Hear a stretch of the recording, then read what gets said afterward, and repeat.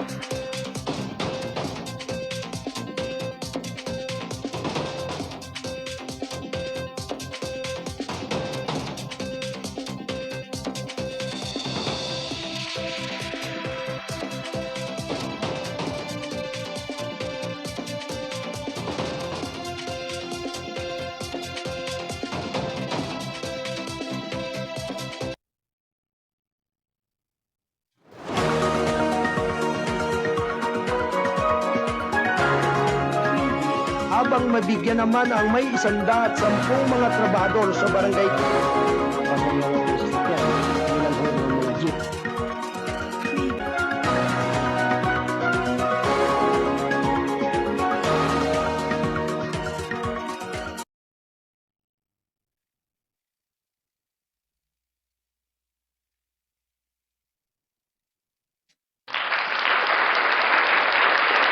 Ang oras ganap na alas 8:04 ng umaga. Ito'y hatid ng KBS RMM News TV.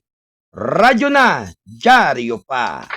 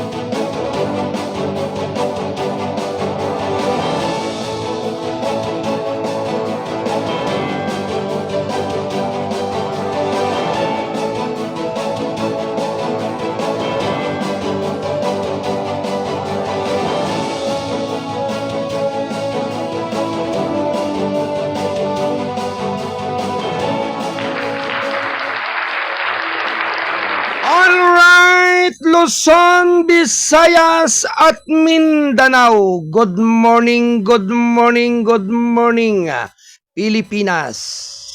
Mapagpalang umaga po sa inyong lahat. Kayo po ay nakikinig at nanonood dito sa KBS RMM News TV. Radyo na, dyaryo pa. Dito sa ating palatuntunang gabay at patnubay. At siyempre, sa pangalan po ng ating station manager, Kuya Alan Valenzuela Bordeos, ako naman po ang inyong abang lingkod, ang Mindoriyong Midnight Boy, bagamat hindi naman ganong kagwapuan, sigurado namang ito'y inyong maasahan, ang inyong Kuya Arnold Azeveda Namuko. Good morning sa lahat ng ating nasa Studio 2. Buluwagan ng balitaan mula dyan kay Kuyang Alan Bordeos, kay Ate Cora Viernes, kay Ate Joy Pasco. Likewise, ganun din sa ating Studio 3, buluwagan ng balitaan ni Kuyang Wayne Espino Lawson. Mapagpalang umaga ngayong araw ng Miyerkules, January 8, 2025 ng taong kasulukuyan. Good morning, Magandang umaga sa ating Studio 4, Bulwagan ng Balitan ni Kuyang Paul Aludo. At syempre naman po mga kababayan, kapiling po natin dito sa ating technical side ang ating masisipag at magagaling na mga angel. Ang siyang nating katulong sa ating palatuntunan, si Ate Del Rose Santos at si Ate Rosemary Padiron Lauson. Magandang umaga sa lahat ng ating mga Kasado Patroller, Kasado Patrol Standby Report. Likewise, ganun din sa lahat ng ating mga kolumnista, writer. Mapagpalang umaga sa inyong lahat.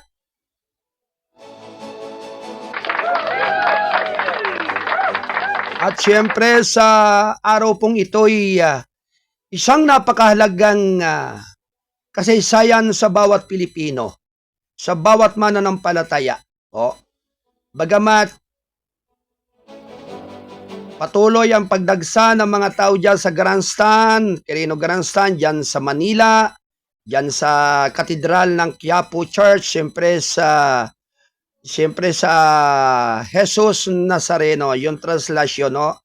Napakadaming pulis ang ipinakakalat dyan ngayon ng ating PNP Chief, General Marbil.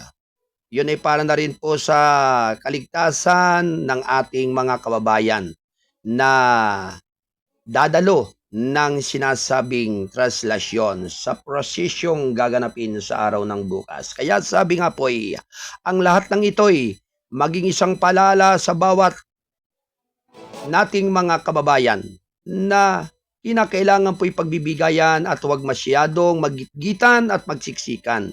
Sabi nga'y, bagamat hindi ka gaanong dumidikit, ang mahalagay ang panalangin ay mataimtim. Anyway, sa lahat po ng ating mga autoridad, sa lahat ng pwersa ng kapulisan sa ating bansa, magandang umaga po sa inyong lahat. Ganun din po sa ating buong pwersa ng sandatahang lakas ng Armed Forces of the Philippines sa pangunguna ni General Romeo Browner Jr. ang Chief of Staff ng Armed Forces of the Philippines, at ganun din sa ating Major General Cirilo C. Balaur Jr., ang Commander ng 2nd Infantry Division Jungle Fighter ng Philippine Army. Likewise, sa ating Presidente ng 281st Corps, good morning kay Ate Pau de la Cruz Muhar. Yan. Binabati po natin na magandang umaga ang ating butihing Provincial Director ng Philippine National Police sa pangunguna ni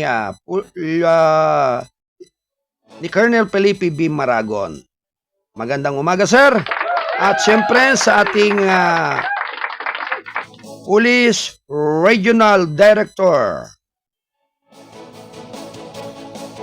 Brigadier General Paul Kinituhay Lucas. Magandang umaga po. Bilang siya po ang ating Regional Director ng Region 4A Calabarzon. Likewise sa ating PIO Chief Public Information Office Region 4A Calabarzon, Lieutenant Colonel Citadel Gawiran. Magandang umaga po sa inyong lahat. At siyempre ganoon din po sa ating PNP Chief General Romel Francisco Marbel. Good morning, sir. At sa ating tagapagsalita, ang spokesperson ng Philippine National Police, Brigadier General Jean Pajardo. Alright, samahan po ninyo ako sa loob ng isang oras sa pagtatanghal ngayong araw ng Miyerkules. Dito sa ating himpilan ng Kasado Broadcasting Service, RMM News TV, radyo na dyaryo pa. Ito ay kasapi ng The United Multimedia International Press Corps.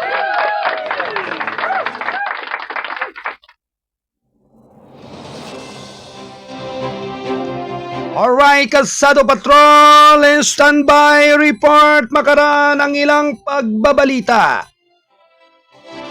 Paano kalang batas na nagbibigay ng bagong franchise ng ABS-CBN inihain sa Kamara? Round 1. Ready, go! Isang mambabatas nitong Martes ang naghain ng panukalang batas sa paglalayong magbigay ng bagong 25 taong franchise sa ABS-CBN Corporation sa Kamara de Representantes.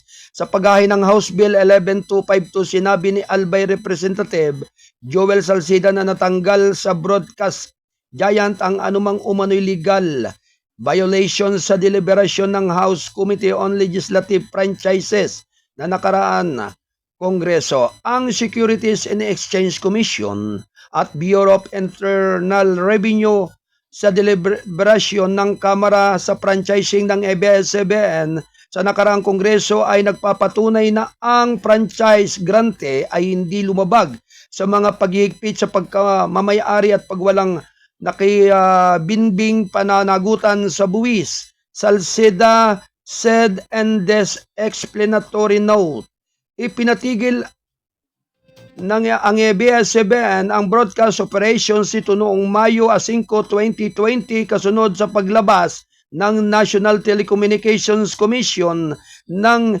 cease and desist order noong Hulyo 10, 2020.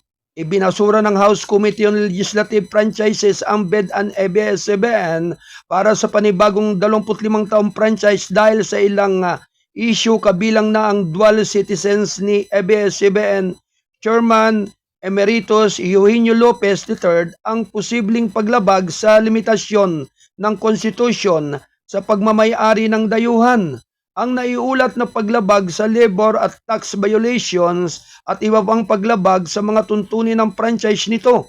Ayon kay Salcida, ang hindi pag-renew ng franchise ng ABS-CBN ay nagresulta na pagkawala na 11,000 direct jobs at pagbaba ng accessible news sources lalo na sa panahon ng COVID-19 pandemic.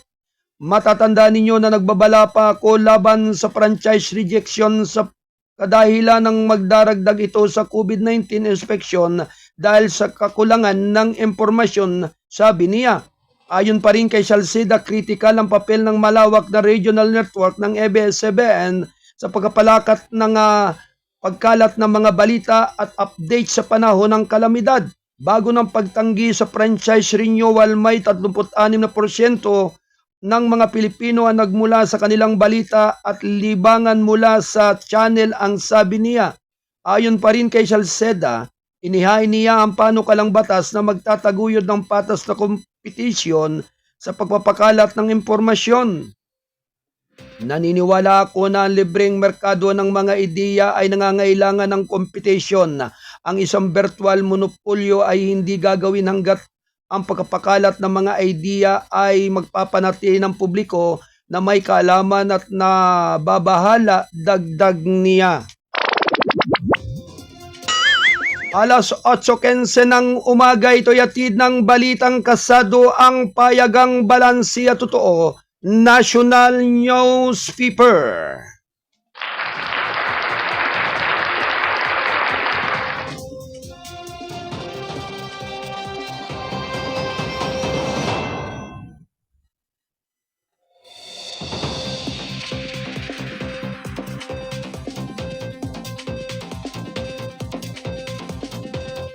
Ganap na alas 8:15 ng umaga, ito'y hatid ng balitang kasado, ang payagang balansi at totoo. National Newspaper. Samantala, DSWD tumulong sa mga batang evacuate sa Canlaon sa mga learning activities. Round 1. Alright, tanggapin po muna natin ang pagulat ng ating kasado patroller na naririyan sa lugar ng National Capital Region. Si Kuyang Dan Torbella, alright, si Kuyang Don Robert Ramero, kasado Patrol 20, na naririyan sa area at lugar ng NCR. Alright, Kuyang Don Robert, standby. Report.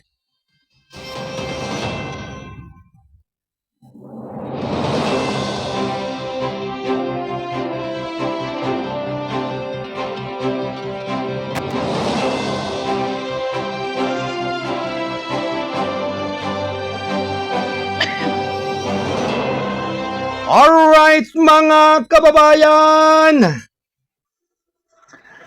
Kasado Patrol Report. Tanggapin po natin ang pagulat ng ating Kasado Patrol 20. Ito ay may kinalamang balitang Mimarupa Shipping Lines. Biyaheng Lucena Romblon, nagreklamo ang mga pasahero. Ang detalye ay magmumula sa ating Kasado Patrol 20. Kuyang Don Robert, good morning. Yes, Kuyang Alan, magandang umaga at dumagsa sa social media ang reklamo sa ticketing system ng Star Horse Shipping Lines sa Port of Ambolong, Sibuyan, Romblon noong ikatlot kaapat na araw ng Enero ng taong kasalukuyan. Ito ay kaugnay sa vacation rush ng mga taga Sibuyan, Romblon na papalik ng Manila at iba pang lalawigan sa Luzon. Patay sa reklamo ni Ginang Mahadja Susan Rigala, umabot ng 2 araw ang siyang pumila sa ticketing booth ng Star Horse sa nabanggit na pantalan para makakuha ng passenger's ticket. Subalit nasayang ang oras at panahon sa gitna ng init at ulan dahil sa inunang binigyan ng ticket ang mga nakasakay sa van o transport association sa mga kakilala, sa mga kaibigan at mga porters na nagsisilbing mga pictures. Inobserbahin din natin, Kuyang Arnold, mga kaibigan, ng inyong lingkod ang kalakaran ng issuance ng ticketing sa nabanggit na pantalan. Hindi talaga tayo makakuha ng ticket kaya lumipat ako ng ibang shipping lines para makakuha ng ticket para makabalik sa Manila. Dahil dito ay kung bakit na maraming tumatangkilik sa nasabing shipping lines ay dahil medyo affordable ang pamasahe kaysa karibal na shipping lines na biyaheng Lucena to Sibuyan, Romblon, maging vice versa nito. Dahil dito ay nagkaroon ng gabundok na kiwi o pila ng mga pasahero sa ticketing booth ng Star Horse at kung sino ang matapang, ang baho at kapal ng mukha ay liyamado sa pila at ang pinakadihado naman dito ay ang mga senior citizens, PWD at mga buntis na nakipagbalyahan, nakipagsiksikan sa pila. Kaugnay nito ay sumulat tayo sa shipping lines na kung maaari ay baguhin at ayusin ang sistema ng pila at issuance ng ticket at alisin ang transport monopoly dahil kawawa ang matumatangkilik sa kanilang serbisyong pandagat. Ang isyong ito ay inireklamo ng mga dumanas ng pasakit ay dapat natugunan ng management ng shipping lines. Mula sa National Capital Region, Balitang Mimarupa, ito si Patrol 20. Don Robert Ramiro para sa gabay at patnubay ng KBS RMN News. Diaryo na TV pa. Alright, maraming salamat sa pag-uulat ng ating Kasado Patrol 20. Kuyang Don Robert Ramiro. Thank you, Kuyang Don.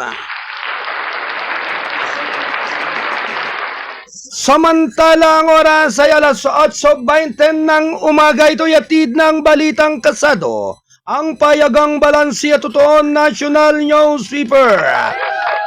Good morning po, Kuya Arnold Namoko at sa Kasado Group. Ang pagbati ay mula kay Ate Melens Blanca Flor ng Bayan ng Taytay Rizal. Thank you, Ate Melens. Likewise, happy birthday, Dines Ragaza at Robincio Reynas. Greetings from Balitang Kasado Family, Kasado Broadcasting Service, empilan ng mga responsabling mga mamamayag. News TV Diaryo na.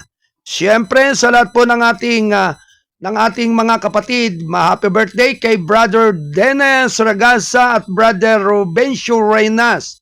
Ang pagbati po ay mula sa Kasado Family. Siyempre, sa ating butihing station manager, Kuyang Alan Bordeus. Samantala, DSWD tumulong sa mga bantang ibakwe sa kanlaon sa mga learning activities. Round 1. Ready, go! magkatuwang na tinulungan ng Department of Social Welfare and Development at ng La Castillana Elementary School Faculty ang mga batang mag-aral na apektado ng patuloy na kaguluhan sa Mount Canlaon sa pamagitan ng pagbibigay ng pansamantalang learning session sa loob ng evacuation centers ayon sa nakapagsalita ng ahensya nitong Martes. Ayon kay DSWD spokesperson Irene Dumblao, sinimulan ng mga tauhan ng DSWD Field Office 6 Western Visayas at ng mga guro ng La Castillana ang kanilang magkasanib na pagtulong sa mga prospective na mag-aaral sa pamagitan ng pagbibigay sa kanila ng learning modules noong nakaraang Lunes. Kami sa DSWD ay laging nagsisikap na matugunan ang mga pangangailangan ng ating kababayan na apektuhan ng kalamidad higit pa sa standard provision natin ng food packs na non-food items. Ang inisyatibang ito ay kabilang sa mga ground manifestation ng pangakong ito, sabi ni Dumblao. Ayon pa rin kay Dumblao, Assistant Secretary din ng Disaster Response Management Group, mula ng sumabog ang Mount Canlaon noong nakaraang December 9, 2024, naglabas na ng iba't ibang class suspension notice at shift sa mode of learning ang mga apektadong local government units. Ang mga pansamantalang sesyon ng pagkatutuan niya ay tinatag bilang alternatibo sa mga regular na aktibidad sa paaralan. Nakatakda ang face-to-face classes sa mga pupils tuwing Lunes habang ang modular sessions ay tinakda Martes hanggang Biyernes. Dagdag pa ni Dumblao, bukod sa learning modules, nagkaroon din ng feeding program na nakabase sa school kung saan nabigay kami ng gatas sa mga pupils. Ang pagsisikap na ito ay napakahalaga upang suportahan ang kanilang kalusugan na hindi dapat inkompromiso lalo na sa panahong ito ng hamon. Ang sabi niya, ang mga inisyatibong ito ay kabilang sa mga convergence efforts sa pagitan ng DSWD at ng academic institution na naglalayong mapanatili ang mga batang nakikibahagi sa kanilang pag-aaral sa gitna ng krisis. Nakikita natin na ang mga pagsisikap na ito bilang mahalaga hindi lamang para sa mga braids ng mga puwang sa kanilang pag-unlad sa akademiko, kundi pati na rin para sa kanilang emosyonal na kagalingan, sinabi ni Dumblao. Sa ngayon ay nagpapabot ng 70 milyong pisong halaga ng humanitarian assistance ang DSWD sa mga pamilyang apektado ng kaguluhan sa bulkang Mount Laon. Turn off internal recording. Turn on internal recording. Ganap na alas 8:24 ng umaga. Ito ay hatid ng Kasado Broadcasting Service, RMM News TV, Radyo na Dyaryo pa.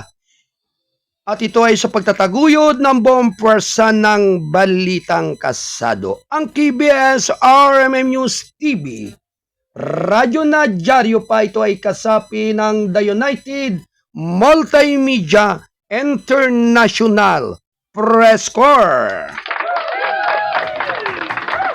Tuloy-tuloy lamang po ang ating balitaan.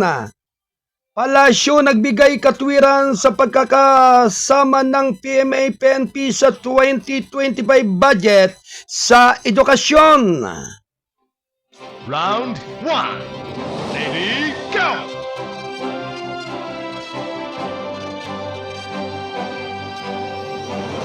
Samantala, sinabi ng Malacanang nitong Martes na walang masama sa pagkakasama ng Philippine Military Academy at Philippine National Police Academy sa 2025 na pundo para sa sektor ng edukasyon. Ayon pa rin kay Executive Secretary Lucas Bersamin, hindi makatarungan sa hindi isama ang PMA at PNPA sa pagkuha ng share sa nakalaan sa 2025 budget para sa sektor ng edukasyon dahil ang responsibilidad sa edukasyon ay nailipat na sa ibang ahensya ng gobyerno. Alam ninyo yung language ng Constitution is not that specific na sinabing edukasyon, you have to look at this and border understanding if before the treatment was and budget ng education is only allocated to DepEd. That was the wisdom at that time. Sinabi ni Bersamin sa mga reporter ng palasyo ngayong mas bagay na ito sa pagitan sa sitwasyon hindi lang ang DepEd ang ahensya sa sektor ng edukasyon pero ito ang may mas malaking bahagi ng education ay ng budget para sa sektor ng edukasyon dagdag pa niya. Ang payag na Bersamin ay kasunod ng mga batikos sa pagsasama ng PMA at PNPA sa 1.55 trilyong pisong pundo para sa sektor ng edukasyon para sa taong 2025. Ang PMA ay nasa ilalim ng Department of National Defense habang ang PNPA ay nasa ilalim naman ng Department of Interior and Local Government. Sinabi ni Bersamin na ang probasyon ng konstitusyon ay sumasaklaw sa lahat ng mga lugar ng edukasyon kabilang ng Commission on Higher Education, Technical Education and Skills Development Authority at mga universidad at kolehiyo ng Estado. Tuklim na hindi mo dapat ibilang iyan sa edukasyon sektor dahil nandoon sa PNP ay or yung nandoon sa AFP versus hindi maganda yon, sabi ni Bersamin. Alas 8:28 ng umaga, ito'y atid ng Balitang Kasado, ang payagang balansi at totoo. National Newspaper. Alright, Kasado Patrol. 40 ng Quezon City, Kuyang John Santusidad, standby report. Alright, puntahan po naman natin ang pagulat ng ating Kasado Patrol 25. Diyan sa area naman ng Cavite. Calabarzon, atleta na gold medalist na sawi sa pananaksak habang natutulog sa Calapan City, Oriental Mindoro. Ang detalye ay magmumula sa ating Kasado Patrol 25 kay Double L. Double L, standby report. Kasado Patrol report. Alright, Kuya Lando Luton ng Calabarzon area. Mula diyan ang pagulat. Alright, Kuya Lando. Sige, iputok mo na yan. Yes, magandang umaga sa iyo, Karod. Loud, Karod? Okay? Okay, clear, loud and clear. Go, go! Okay, maraming salamat. Ito ay Karod. Ay nakakalungkot naman ang isang sinapit ng isang gold medalist. At ito ay nasawi sa isang pananaksak dyan bahagi ng Calapan City dyan sa Oriental Mindoro.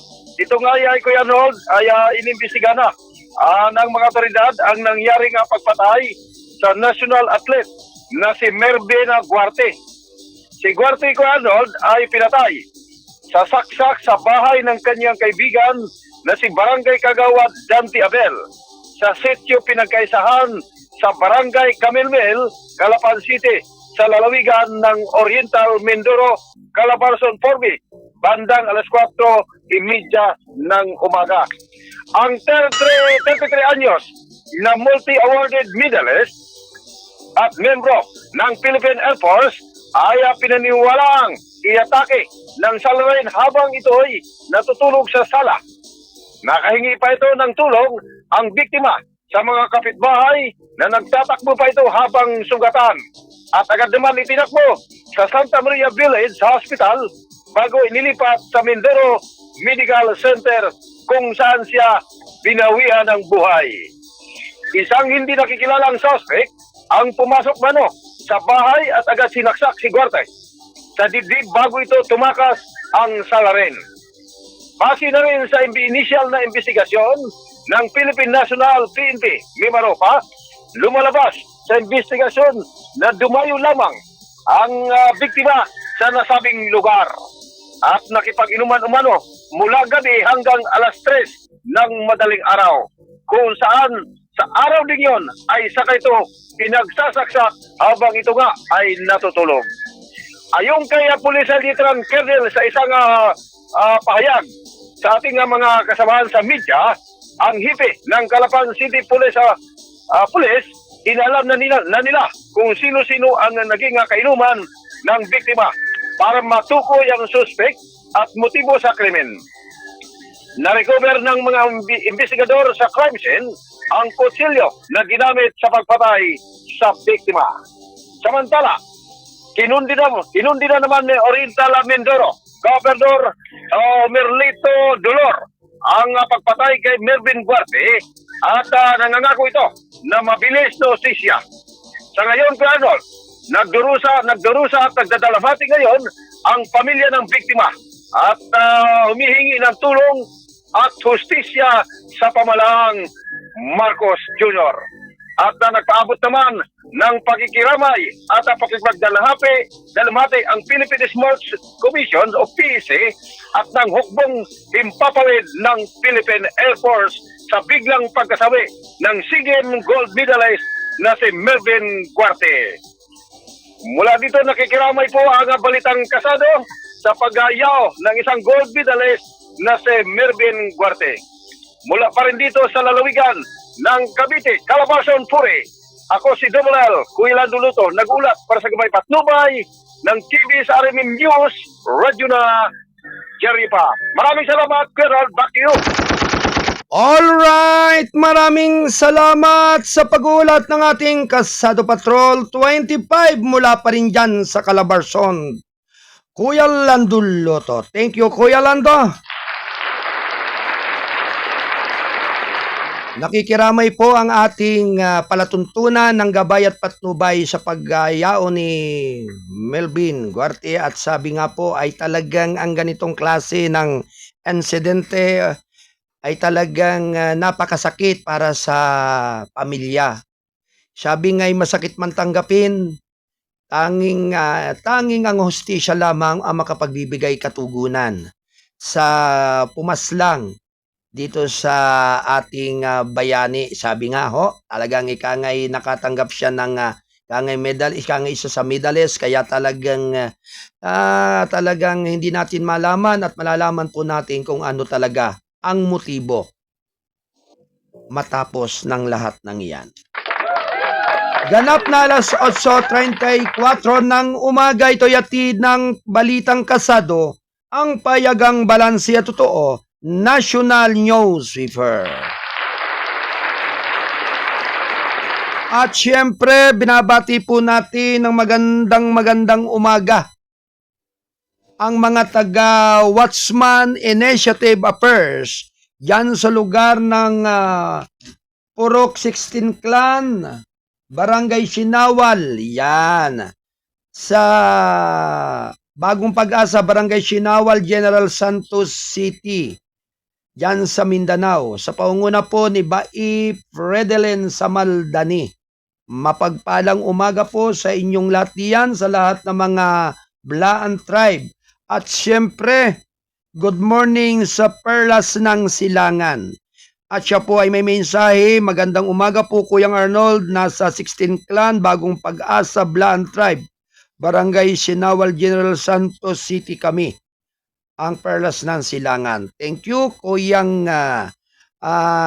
Chaplain. At syempre, sa lahat po ng ating mga kababayan po diyan sa Mindanao, mapagpalang umaga po ngayong araw ng Miyerkules.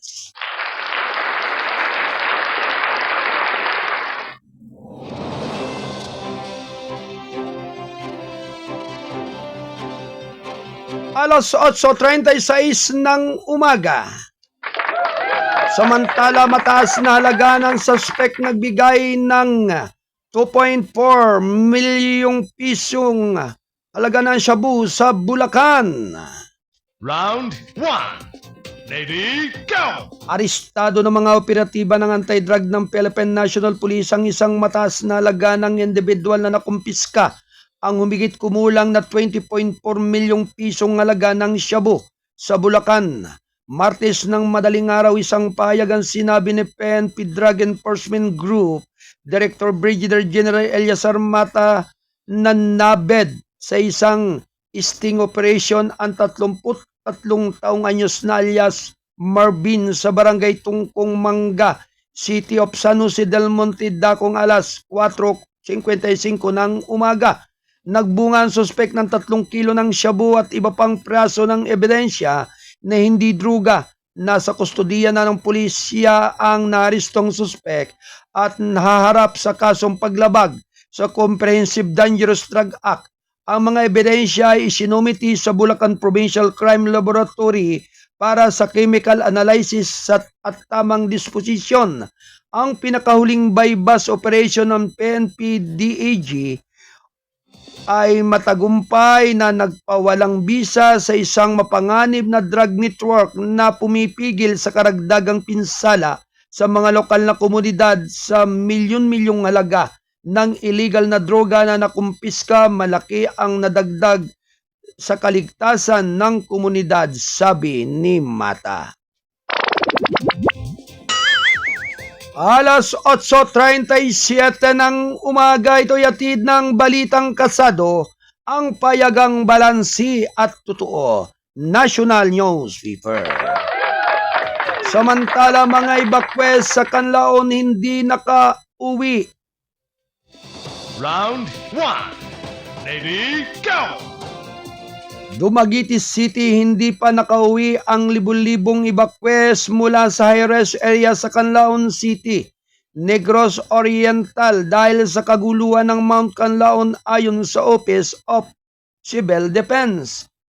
Martes, ayon kay OCD 6 Director Raul Fernandez, inuuna ng hakbang ang kaligtasan, hindi paligtas kung isasalang-alang ang bulkan ay patuloy na nagpapakita ng mga aktibidad ng magmitek, sabi niya sa isang press briefing sa Canlaon City.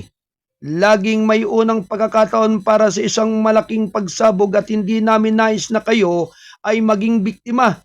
Binanggit niya ang pagsabog ng Mount Pinatubo at ang sumunod na lahar flow sa nagdulot ng pagkamatay at pagkasugat. Ayon pa rin kay Fernandez, commander din ng Task Force Canlaon, ang mga pyroclastic materials mula sa isang malaking pagsabog ay maaaring masakop ang radius ng 14 na kilometrahe o higit pa. Mabilis ang paggalaw ni lahar, dagdag pa niya. Edna Masikampo, tinalaga ng information officer ng Canlaon City, suportado ni Mayor Rosie Chubasco Cardenas, ang desisyon ng OCD at umaapila ng karagdagang tulong panlalawigan at pambansa. Ayon pa rin kay Cardinales, kailangan ang paghahanda para mailikas ang buong lungsod sakaling magkaroon ng Alert Level 4. Nagpresenta ang alkalde ng plano na kinabibilangan ng pagkain, transportasyon, pabahay, evacuation site, komunikasyon, edukasyon, kalusugan at iba pang pangangailangan. Nananawagan din si Cardenas kay Governor Manuel Sagarbarria na maglabas ng 500 pesos kasasistan para sa bawat displaced person. Sa parehong briefing, sinabi ni OCD 7 Director Joel Erestein na iisa lamang ang nabubuhay na evacuation route palabas ng Canlaon City, ang ruta patungong Villahermoso. Hanggang alas 8 ng gabi Lunes, 1,375 na pamilya na binubuo ng 4,406 individual ang nasa 10 evacuation centers, habang 646 namang pamilya o 2,024 individual ang nananatili sa mga kamag-anak. Ayon pa rin kay Fernandez, dapat magparehistro ang mga evacuees sa mga autoridad at maaaring bumisita sa kanilang mga sakahan sa araw, ngunit kailangang bumalik sa mga evacuation camp bago mag alas 4 ng hapon dahil dito ay mas madali raw silang mahanap na mga emergency responders sa panahon ng pagsabog sa buong araw. Round 1. Ready, go! At yan nga po ang talagang napakabigat na kondisyon sa ating mga kababayan dyan sa lugar po ng Negros. Yan nga po sa talagang matinding pag-aalboroto ng bulkang iyan ng Kanlaon. Talaga napaka mapanganib po yan. At malaking banta po yan sa ating mga kababayan na kung hindi po sila ay ililikas o lilikas sa lugar na iyan, ay kapahamakan ang magiging dulot nito. Kaya kinakailangan po na talagang sabi nga'y tulungan ninyo at magtulungan ang ating local government sa lugar na iyan. Diyan sa lugar po ng Western Visayas, para diyan sa Negros Oriental, para po yung mga kababayan po natin na nasa danger zone ay makailag po sa disgrasya o kapahamakan. Sabi nga po. Kaya kinakailangan po talagang sila ay makalikas na at makahanap ng tamang lugar na dapat po nilang paghimpilan o pamalagian. Alright, tanggapin po natin ang pagulat ng ating Kasado Patrol 40 mula po dyan sa Riat lugar naman ng Quezon City. Si Kasado Patrol 40, si Kuyang John Santosidad. Alright, Kuya John, standby report. Kasado Patrol report.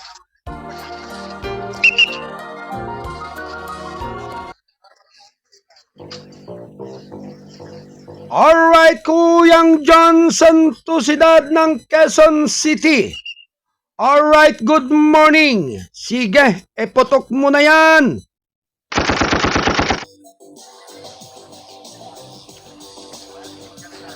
Alright, Kuyang John, go go. Yes, good morning. Kasama ko yung Arnold, ganun, Station Manager Alan Burgos at mga kasadong patrollers. Sa ngayon, dito tayo nakatabay sa Barangay Payatas. Tayo po ay nag-monitor tayo bawat paligid sa Barangay Payatas. Kagabi, nag-ikot tayo sa distrikto. Wala mo tayo nakita mga kaganapan. Maayos naman ang ilang barangay sa paligid. Commonwealth, Batasan, Bagong Silangan, ganun din ang Barangay Bagong Silangan. At saka Barangay Balara City. Sa kaya kasama ko yan, nandito tayo nakatabay sa Barangay Payatas Section City, kung saan kasama ko mga bibis personnel para umalalay sa mga estudyante. Lumabas, pasok, labas, pasok sa eskwelahan. Sirado lahat mga bakal, mga harang. Subalit, pagsapit ng mga alas 11 ng umaga, labasan sa pasukan. Ito kasama ko, Kuya Arnold. Mamatigas ang mga single motor, lalo yung mga delivery ng mga sa matindahan, sa mga grocery, lalo mga bigasan. Ito po ay talagang matigas ulo. Kasama ko yan. Kung bakit? Nasaksihan ko kahapon ang tanghali, alas 12. May nag-deliver sa isang bigasan. Nag-deliver sila, naklaking truck, puno sa bigas. Ay siyempre, labasan pasukan at talagang impact ng mga estudyante sa mga sasakyan. Subalit ay matigas ang ulo. Ito isang tindahan sa bigasan, pag-deliver. Kinuusap natin ang maayos itong driver at itong... doon. Oo, doon. Ayun, kasama ko yan doon. Nagtatanong yung single nga di alam. Kapon, nangyari, kinuusap natin ng maayos. Pagsapit ng alas 11, wala na mag-deliver. Maaari sila mag-deliver pagsapit na alas 12:20, yun ay bukas na yung mga bakal, mga sirado. Bukas na yan dahil nandun na loob sa eskwelahan ang mga estudyante, tapos sa ibang uwi na, peaceful na ang area. Dapat dyan sila mag-deliver. Kaso Kuya Arnold, kahapon alas 11, nagdating, nag-deliver. Kinusap ko yung administrator dito sa Payatas at binabaan. Talagang muntik na hindi talaga sumusunod pa.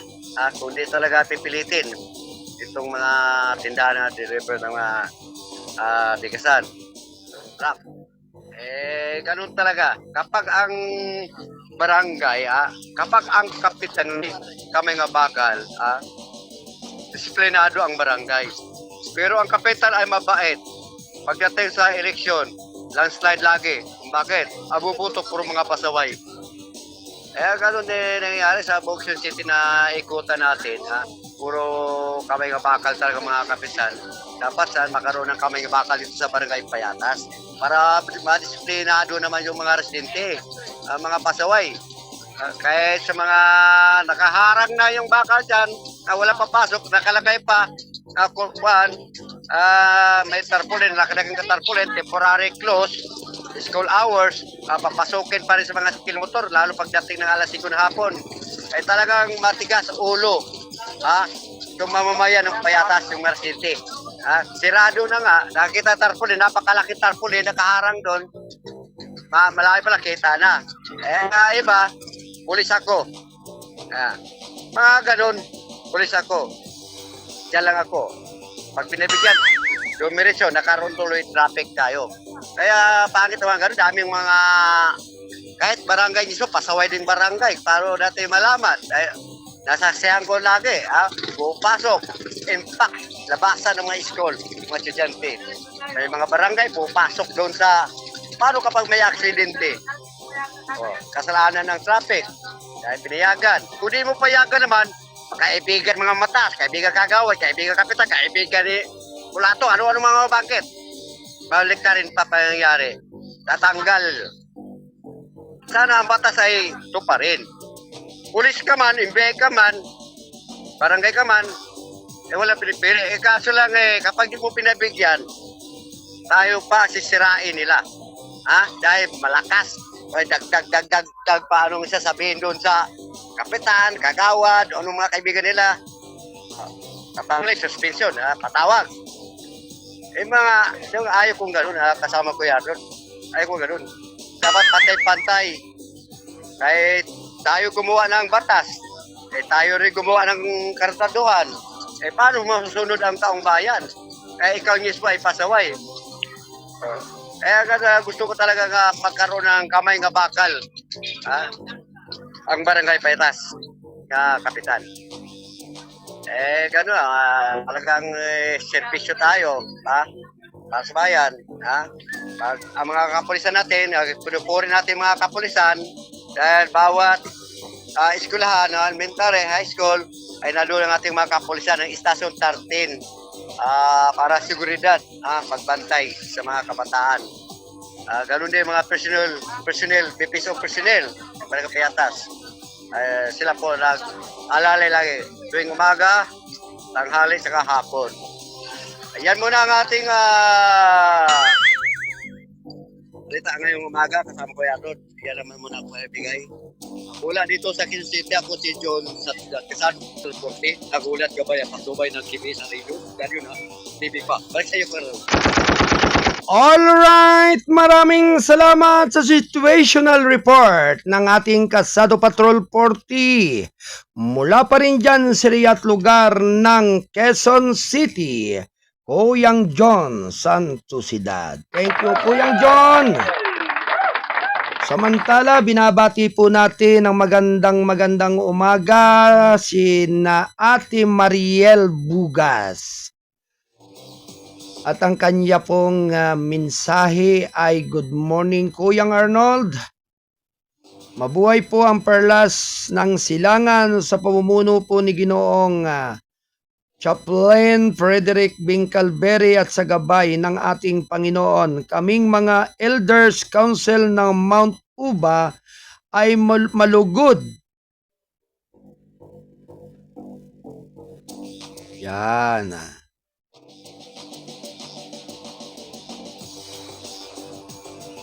Oho.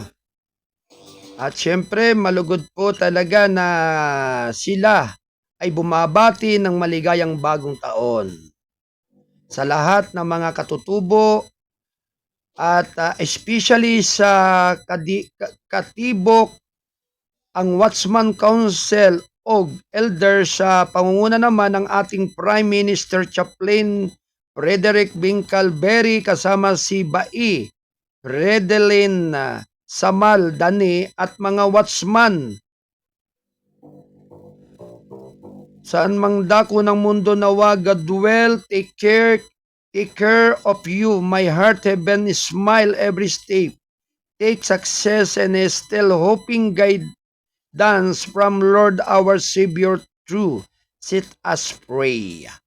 Ang mensahe po ay mula kay ating Mariel Bugas ng Watchman Initiative Affairs.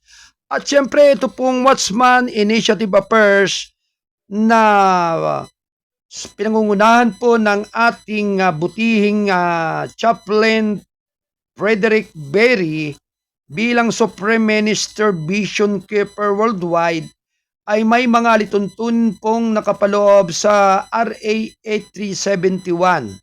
Ito nga po ay ang gumagarantiya sa karapatan ng mga katutubong tribo dito sa ating bansa. Partikular na po sa mga Blaan tribe. Kaya magandang umaga po sa inyong lahat at sa lahat po ng ating mga IP sa buong bansa. Well, pinabati po natin ng magandang morning ang buong grupo, ang buong pwersa ng Rizal Provincial Police Press Corps sa pangunguna po ng ating butihing Pangulo, ang presidente ng Rizal Provincial Police Press Corps, si Sergeant Major Kuyang Donato Billones. Bilang presidente at ang vice president ay si Kuyang Wayne Lawson, ang secretary Ate Roderica Rivera. Ganun din si ang ating treasurer Kuyang Jerry Pacuno at ang tumatayo ng mga auditor ay ang ating publisher Kuyang Alan Bordeos at ang PRO ay si Kuyang Arnold Paharon.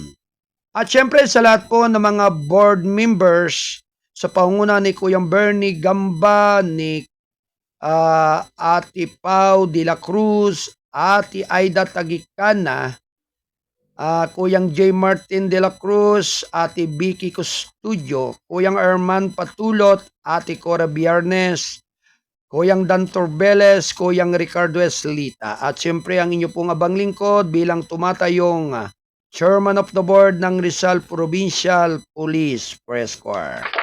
Mapagpalang umaga po sa inyong lahat at naway manatili ang palaging kalakasan ng mga pangangatawan. Well, sa lahat po ng ating mga taga-subaybay, sa ating mga nakasama dito sa ating technical site, sina Ate Del Rose Aldea Santos at Ate Rosemary Paderon Lawson. Maraming salamat po sa inyong pakikinig at ganun din po sa lahat po ng ating mga nakasama na ating mga kasado patroller sa pangunguna po ng ating masisipag na mga patrol reporter na sina Kuyang Dan Torbeles, Kuyang Herman Patulot, Kuyang John Santusidad, Kuyang Landul Luto, Ate Tina Aguirre, Kuyang Joseph Elias Buntogon, ganon din si Kuyang Don Robert Ramero, si Kuyang Landul Luto. At syempre sa lahat po ng ating mga magigiting at masisipag na mga kolumnista at writer. Maraming salamat po sa inyong patuloy na pagtataguyod at pagiging masipag sa paghahatid ng mga balita at impormasyon na nagaganap sa lugar ng ating kapuluan. Magandang umaga po sa lahat po ng mga mga taga KPP Divine Healing dyan sa lugar ng Oriental Mindoro. Mapagpalang umaga po sa pangunguna po ni Kuyang Brother Ansel Arroyo, ni Brother Robin Pamilara, ni Brother Gerald Gasik, Brother Celso Quito, si Sister Merlina Padriquilla at si Sister Annalisa Menguela Gasik. Kung pagpalang umaga po sa inyong lahat, naway ang kalakasan ng pangatawan ay laging sumainyo. Well, happy birthday kay Brother Dennis Regasa at kay Brother Robin. At patnubay, At si Brother Robin Reynas, magandang umaga po at happy birthday sa inyong lahat.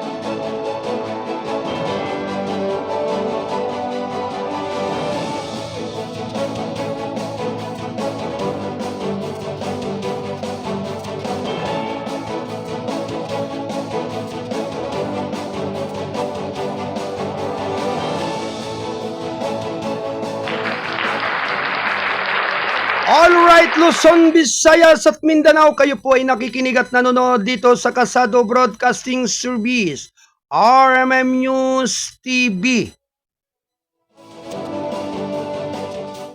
Radyo na dyaryo pa dito sa ating palatuntunang gabay at patnubay. Mulit-muli ako po ay pansamantala nagpapaalam sa loob ng 1 oras ng ating pagtatanghal ngayong araw ng Miyerkules. Antabayanan po ninyo ako bukas, araw ng Huwebes, upang maghatid ng mga mahalagang mga balita at impormasyon. Ganap na 8 hanggang 10 ng umaga. At siyempre sa pangalan po ng ating station manager, Kuyang Alan Valenzuela Bordeos, ako naman po ang inyong abang lingkod, ang miyembro ninyong Midnight Boy. Bagamat hindi naman ganong kagwapuhan, sigurado namang ito inyong maasahan. Ang inyong Kuyang Arnold Acevedan Namuko. Nagpupugay at nagpapasalamat ngayong araw ng Miyerkules.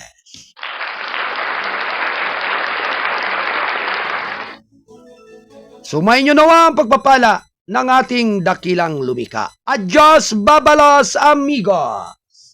Bye-bye!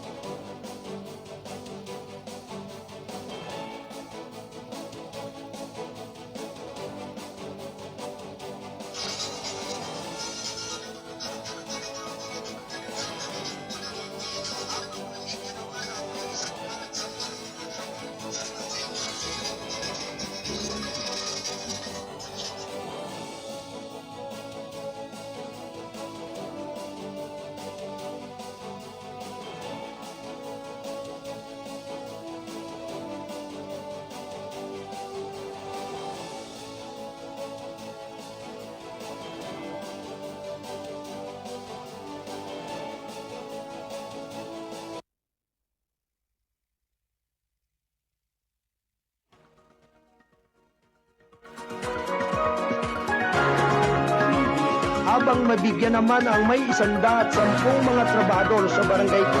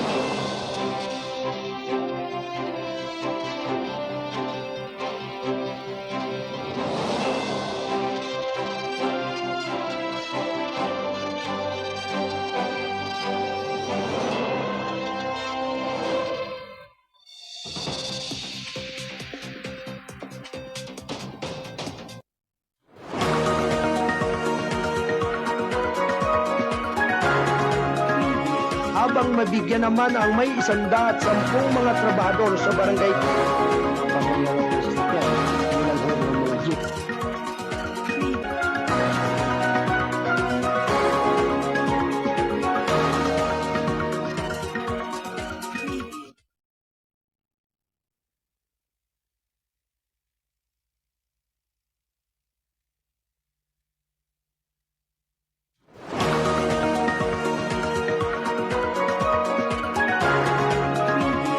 Habang mabigyan naman ang may 110 mga trabahador sa barangay.